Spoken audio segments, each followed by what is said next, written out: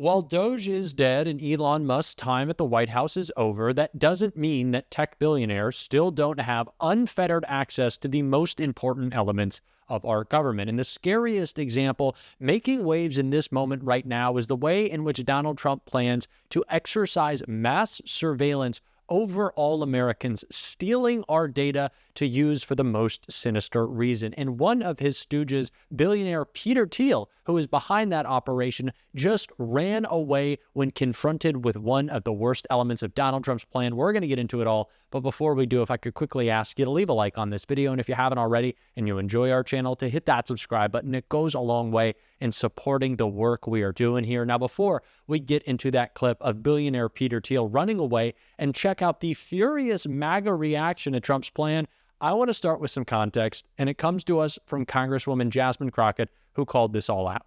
I do recall when I left, we were talking about Elon. And so I want to make sure that we don't forget him. I know that some people want us to forget Elon and act like he never existed, but we're not going to do that. We are talking about AI today, and I can tell you what real people in my district care about. I had a few town halls, and I talked to some seniors, and they were concerned about their data and their information and how it was being used. And they wanted me to answer questions that I just didn't have the answers to about what has Elon done with their tax information, their social security information, their health information, banking information about their credit histories. And instead of demanding answers, Republicans just blocked our motion to subpoena him to testify before this committee.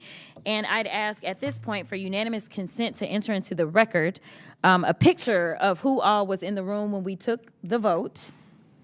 Madam Chair? No objection. As well as, since our clerk was ready and she knew who was in the room, the actual record of who was in the room at that time. No objection. Thank you so much. 5 months into the 119th Congress, and no one from the administration or Doge has appeared before this committee to explain why they're invading the privacy of Americans. And the irony of it all is during a 2023 hearing, I remember Chairman Comer stating that, quote, "We've witnessed big tech autocrats wield their unchecked power to promote their preferred political opinions. And now he and committee Republicans are here helping the world's richest man to do just that. They're letting him spy on companies competing for government grants, but worse, they're letting him spy on you, the American people." Look, we can all agree that incorporating emerging technologies like artificial intelligence into government operations can be effective. However, these technologies shouldn't be used to weaponize the government against the public. So I'm going to ask Mr. Schneider really quickly. Is it true that when it comes to any technologies, AI or otherwise, that they can be a double-edged sword? I think of technology as power, and the more the technology enhances your power.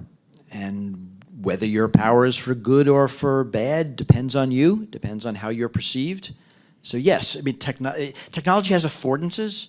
I mean, we know that modern technologies have kind of built for surveillance, make surveillance easy. I mean, this is the most complex, effective surveillance device we've ever invented, and we all willingly put it in our pockets every morning. So yes, technologies can be used for both good and evil, but think of the people behind it as the wielders. Yes, I absolutely agree, and I appreciate your answer. That's my concern. My concern is that these technologies will be used to weaponize the government against the public, because everything that we have seen out of this particular administration has been nothing short but weaponization. So let's talk about some of the things that this administration is doing. They've announced that they're going to use AI to scan the social media accounts of students who disagree with their policies. They've threatened nonprofits and universities that are they're threatening their tax-exempt status. They've threatened journalists for reporting stories that are critical of the president. They are literally in court arguing to end birthright citizenship. And a lot of y'all think only immigrants are going to be affected by this. But this administration has already deported American citizens. The inception of this plan, as it always does with Donald Trump's administration, began with fear-mongering, stealing Social Security information, collecting data on immigrants so Donald Trump could go forward with his mass deportation plan, claiming he needed this information to keep Americans safe. Yes, this is how it always begins under these authoritarian regimes. Now, Donald Trump, of course, has pivoted. He wants to surveil all of us, collecting hundreds of data points across government agencies, and even more than just that, and handing them off to a private corporation, Palantir, run by billionaire Peter Thiel, who is responsible for making J.D. Vance's entire political career. He is a scary person with a scary amount of influence over our government, and when he was confronted by that, he just ran away silently. Take a look right here. Mr. Thiel, do you have any comments about Palantir's surveillance of the American people, sir? Or any of your connections to Jeffrey Epstein? I think people are rather concerned about that last particular one. You're setting up a Big Brother surveillance system, and people know it, sir. Do you think the American people want this surveillance tech being used against them?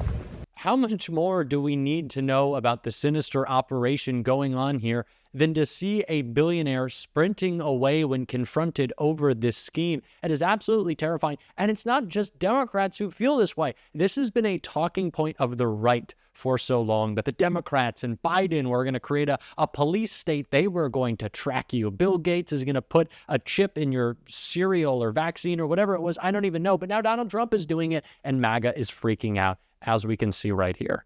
MAGA influencers sound the alarm on Trump's big tech database, warn they are being bought off. In recent days, MAGA influencers from Steve Bannon to Tom Dillon to Ian Carroll have all sounded the alarm on Peter Thiel's Palantir being brought in by the Trump administration to create a central database of Americans' information.